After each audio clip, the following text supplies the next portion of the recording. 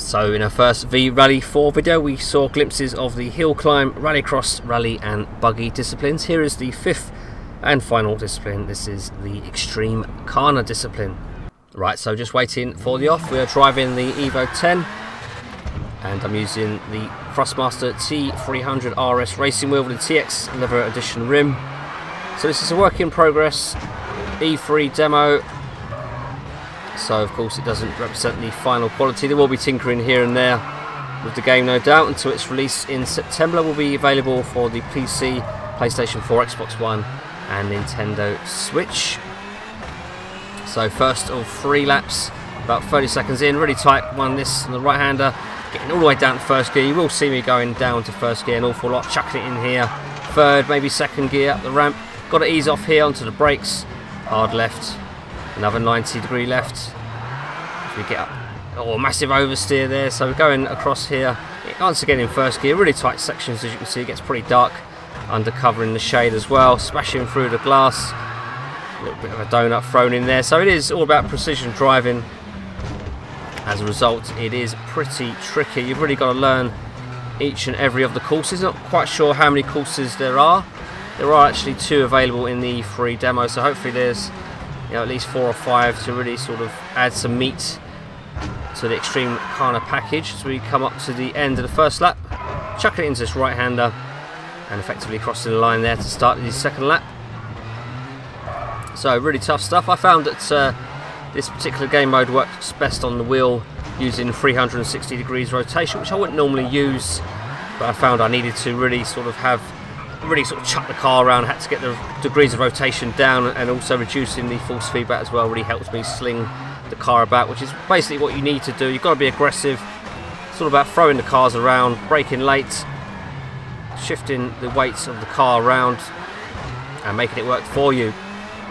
So needless to say, it took a few practice runs to get a reasonably clean run, which you're seeing here. There was a bit of crashing going on, but it's all about learning the course and making the most of it, learning which gears you need to be in through the various turns and how to take some of them. I'm constantly using my handbrake just to get the car around quicker. I feel the handbrake is implemented well. I am using a button on the wheel, so it's not the most practical of ways of doing things, but it's still, I found it worked very well and allowed me to sort of chuck the car in and get a little bit extra turn on it by locking those rear wheels. So you will see dust accumulates on the windscreen if you're using the cockpit cam, so sometimes you will actually need to use your wipers. Again, big oversteer moment there, just to clear your windscreen. But I found it wasn't too bad at this location, which is Detroit, and it has a nice sort of gritty feel about it. You see like the graffiti around it, the sort of dilapidated state, I guess, of the area. You see the weeds coming through the concrete there, so it's a nice sort of run-down feeling to it. They seem to have captured that essence pretty well.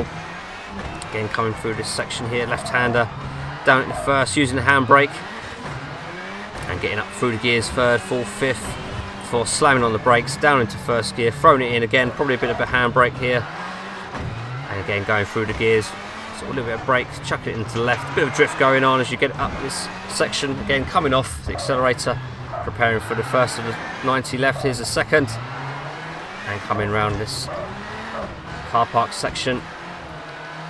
Really tough, that done pretty well there into this donut. So you land in and immediately you have to get around this sort of structure in the middle, this obstacle. So it's all about getting down to first gear, using your handbrake, and it is very tricky. It's not as easy as it looks, put it that way.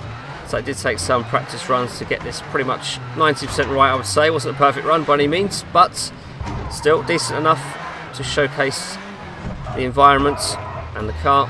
But anyway, that was a quick look at the Gymkhana discipline featuring the Detroit location.